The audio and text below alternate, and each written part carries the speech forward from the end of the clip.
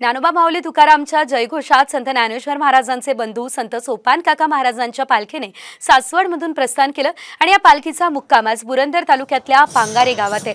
तर 1.5 लाख वारकरी यात सहभागी झालेत। या संदर्भात आमचे प्रतिनिधी सागर आव्हाड यांनी आढावा सुद्धा घेतलेला आहे।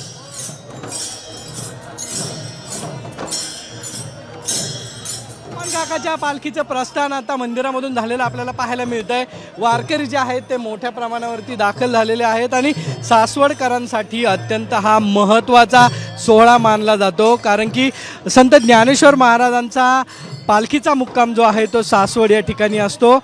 सोपान काका आणि संत ज्ञानेश्वर महाराज हे बंधू आहेत आणि याच बंधू भेटीचा योग जो आहे तो अनेक वारकऱ्यांना या ठिकाणी आज पाहायला मिळतो। त्यामुळं वारकरी मोठ्या संख्येने सहभागी झालेले आपल्याला पाहायला मिळतात। पालखी आता मंदिराच्या बाहेर पडतीये, त्यामुळे टाळ मृदुंगाचा जयघोष जो आहे तो या ठिकाणी झालेला आपल्याला पाहायला मिळतोय। नक्की हा सोहळा जो आहे तो पाहण्यासाठी अनेक लोक जे आहेत ते सहभागी झालेले आहेत आणि आता पालखी मंदिराच्या बाहेर मार्गस्थ झाली आहे।